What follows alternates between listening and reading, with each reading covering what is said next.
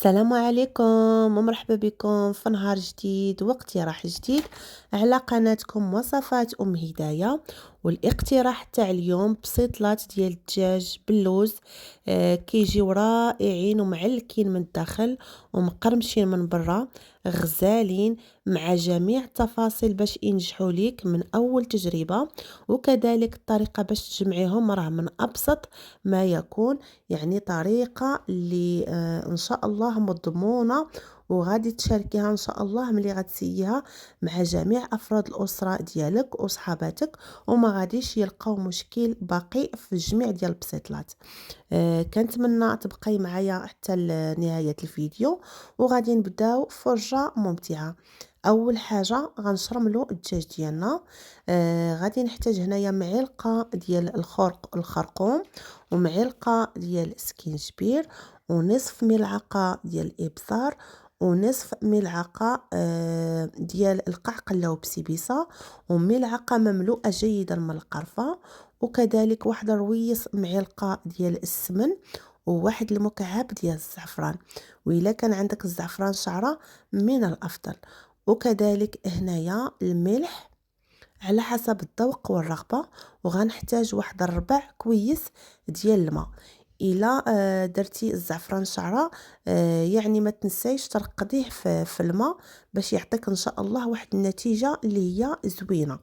غادي نبقى نمزج في العطريه ديالي كما كتشاهدي، يعني حتى نضمن ان داك الزعفران مكعب داب ليا، وكذلك التوابل والسمن دابوا ليا جيدا، يعني ما يبقاوش يبانوا لينا في العطريه، يعني نحاولوا ما امكن ندوبوهم جيدا.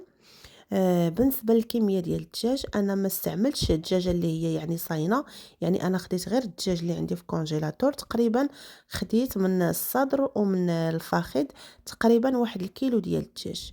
وهاد الكميه راه خرجت لي ما شاء الله 24 حبه ديال البسيطلات اللي عامرين وزوينين بزاف. غادي نشرمل هاد الدجاج ديالي كما كتشوفوا بهذه الطريقه، يعني كنحاول نغطسو مزيان في هذوك التوابل باش يشرب ليا التوابل جيدا.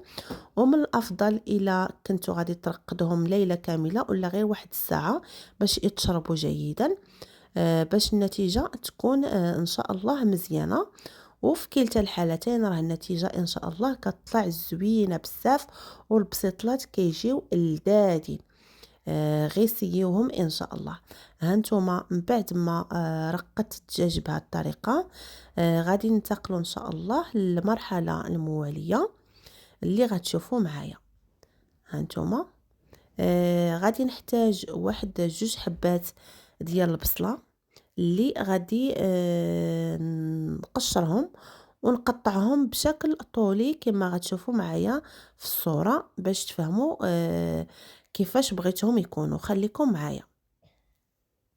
هانتوما هذه هي البصله اللي قطعت بشكل طولي، حطيتها في القدر ديالي ومن بعد ستفت عليها الدجاج بهذه الطريقه، وغادي نزيد واحد الربيطه ديال القزبر ومعدنوس وكذلك القرفه. وهنايا راني زدت داك البقايا ديال العطريه اللي ضفت ليها شويه ديال الماء وزدتها على الكميله ديالي، ومره على مره كنحرك جيدا، يعني كنبقى كنقلب هذاك الدجاج باش كيتشرب ليا التوابل جيدا. وهنايا كنزيد كيلو ديال البصله اللي شلطتها في الهاشوار بهذا الشكل، وغادي نخلي الدجاج ديالي حتى يطيب جيدا، يعني يطيب جيدا. غنحتاج هنا واحد الربعه ديال اللوز اللي فسختها وقليتها وزدتها ملعقه صغيره ديال القرفه وملعقه صغيره ديال الزبده ونصف شاصيه ديال نسمه زهره البرتقال. وغادي نجمع هاد اللوز ديالي اللي مهاشي بنيسلي. صدقوني راه كيجي كتجي واحد التعليكه في هاد اللوز من فوق الدجاج، يا سلام غير جربوها بهاد الطريقه.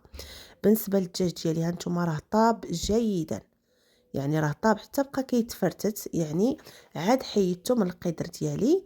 من بعد غادي نزول حتى ديك القبيطه ديال الربيع وغادي نزيد معلقه صغيره ديال القرفه، وكذلك غادي نزيد هنايا ملعقه صغيره ديال الزبده ونصف شاصيه ديال ماء زهره البرتقال وملعقه ديال السكر ونصف كأس ديال الزيت ديال العود، وغادي نخليها حتى توقف ليا.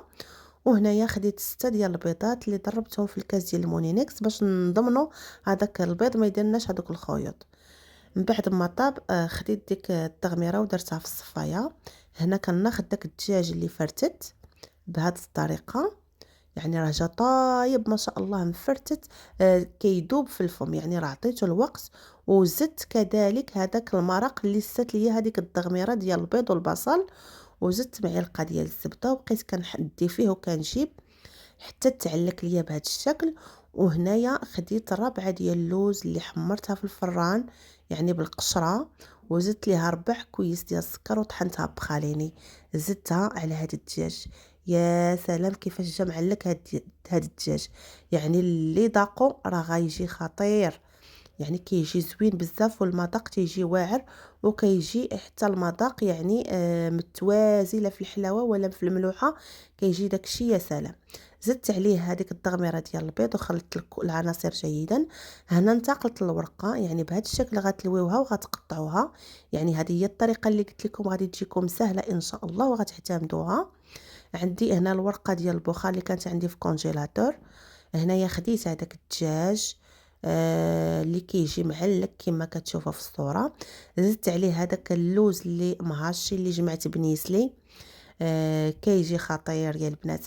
وهنايا خديت واحد البيضه اللي ضربتها جيدا وزدت ليها قطرات من ماء الزهر، وكنسودي بها البسيطلات ديالي بهذا الشكل. والورقه راني كندهنها شويه بالزيت النباتيه وكنبقى كنجمعها، راه كتجمع بكل سهوله وكتسودا ليا بهذاك البيض بكل سهوله. غادي نعاود معكم وحده اخرى، يعني كتقطعوها نجيمات بهذا الشكل كما شفتوا، كديروا الحشو من بعد هذيك اللوز وكتجمعوها بهذه الطريقه، راها ساهله يعني ما كتعذبش، وغتجمعوها تجمعوها دغيا دغيا يعني ما غتعذبكمش. من بعد ان شاء الله غادي ندهنهم بشويه ديال الزيت النباتيه وشويه ديال التحميره اللي غادي نصفيهم، وغادي ندهن لهم الوجه ديالهم وغنثقبهم باذن الله. وغادي ندير الفران ديالي يسخن وغادي ندخلهم حتى يطيبوا ان شاء الله، وغادي نرجع معكم. من بعد ما طابوا ليا وتحمروا ليا البسيطلات كندهن ليهم الوجه ديالهم بالقليل من العسل، وكنزينهم باللوز افيلي اللي حمرت في المقلاة، وكنزينهم بواحد الوريقه ديال الورد. ممكن ديروا عده وريقات ديال الورد، ممكن ديروا ورق الذهب، المهم التزيين كيبقى اختياري. هادو هما البسيطلات ديالنا كما كتشاهدوا، كيجيو زوينين لا في الشكل ومعلكين من الداخل.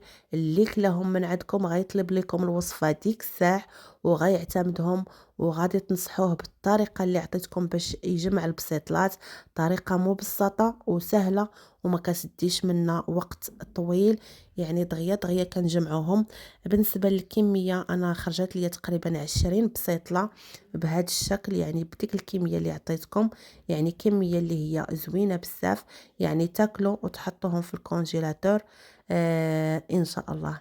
هادو هما البسيطلات ديالنا كيجيو زوينين ومحدقين كيشهيو ما شاء الله. وغادي ننتقل معكم باش غادي نقسم لكم شي وحيده ان شاء الله باش تشوفوا كيفاش جات من الداخل. خليكم معايا، وكنقول لكم كذلك ما تنسونيش من البارطاج والاشتراك، واللي ما مشتركش يدخل القناه وصفات هدايه ويشترك فضلا وليس امرا. هانتوما شوفوا يا سلام كيفاش معلكين ومقرمشين من برا.